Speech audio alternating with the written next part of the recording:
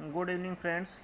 तो आज का जो हमारा टॉपिक है, देखिए, किसी भी शिक्षक भर्ती के लिए मनोविज्ञान में अधिगम का जो चैप्टर है, तो अधिगम के चैप्टर में से ही एक छोटा सा टॉपिक है जिसका नाम है अधिगम का पठार। तो आज हम अधिगम के पठार के बारे में ही चर्चा करेंगे कि अधिगम का पठार क्या है, कैसे बनता है और इसके बनने के क्या कारण हैं। तो आज का जो हमारा टॉपिक है वो है अधिगम का पठार। देखिए, अधिगम का पठार होता क्या है। अधिगम का पठार, कोई भी बालक, देखिए कोई भी बालक जो है, कोई भी बालक जब सीखना प्रारंभ करता है तो कुछ समय तक तो वो सीखता है, लेकिन एक समय ऐसा आता है, कुछ समय सीखने के पश्चात बालक जो है बिल्कुल भी सीखना बंद कर देता है, बिल्कुल भी नहीं सीख पाता, तो सीखना बंद कर देता है। लेकिन पुनः एक समय बाद पुनः बालक फिर सीखना प्रारंभ कर देता है। तो सीखने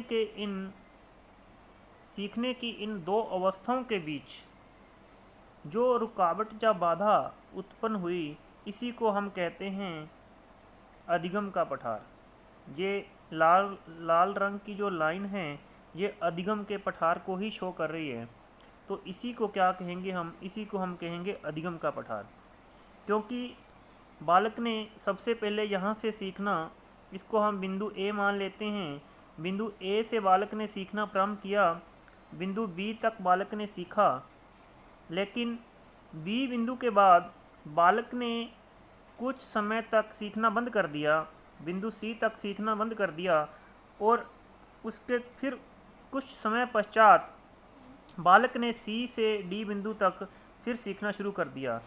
तो सीखने के इन दो अवस्थाओं के बीच, यहाँ इस अवस्था और इस अवस्था, सीखने की दो अवस्थाओं के बीच, इस बिंदु बी और सी के बीच जो रुकावट या बाधा उत्पन्न हुई, इसी को कहते हैं अधिगम का पठार।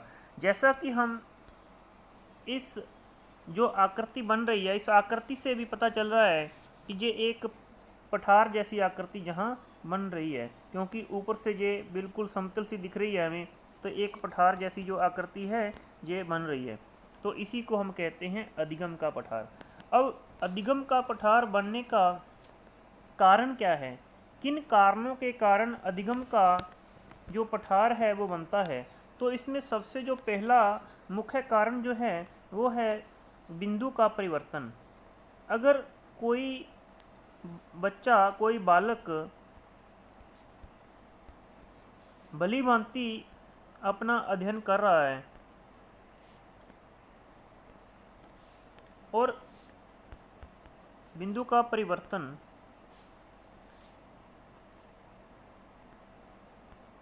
अपना अध्ययन कर रहा है, लेकिन कुछ समय पश्चात अगर उस बिंदु से हटकर कोई अन्य बिंदु पढ़ने के लिए उसे मिले, तो अधिगम का पठार जो है, जो बिंदु उसके लिए थोड़ा कठिन हो, तो कठिन बिंदु, कई बार सरल बिंदु चलते चलते बीच में कठिन बिंदु आ जाता है, तो अधिगम का पठार बनना स्वाभाविक बात है।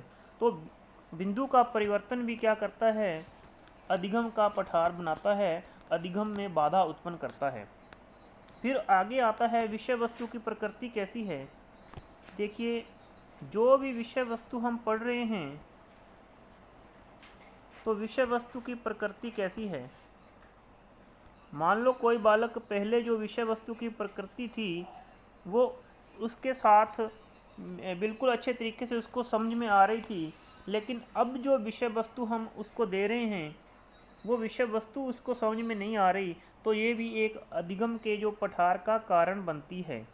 आगे है शिक्षक का व्यवहार कैसा है।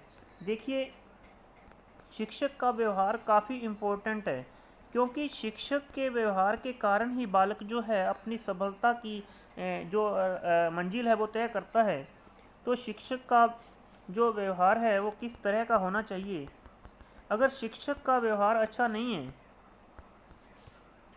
शिक्षक का अगर व्यवहार जो है वो अच्छा नहीं है तो बालक का जो अधिगम का पठार बनना स्वाभाविक बात है, क्योंकि बालक जब शिक्षक के पास जाता है उसका कोई भी जो क्वेश्चन होता है और उसका क्वेश्चन का आंसर अगर शिक्षक सही ढंग से नहीं देता, उसके व्यवहार को शिक्षक अच्छी तरह से नहीं समझ पाता, तो अधिगम का पठार बनना भी स्वाभाविक बात है। तो एक कारण जो है शिक्षक का व्यवहार है वो भी इसी के अंतर्गत आता है।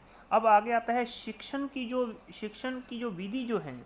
मान लो शिक्षक की शिक्षण विधि किस तरह की है। देखिए, शिक्षण विधि का बहुत ही महत्वपूर्ण जो है इस विषय में हम लेते हैं तो शिक्षण की विधि कैसी है कि किस विधि से शिक्षक जो है बालक को पढ़ा रहा है।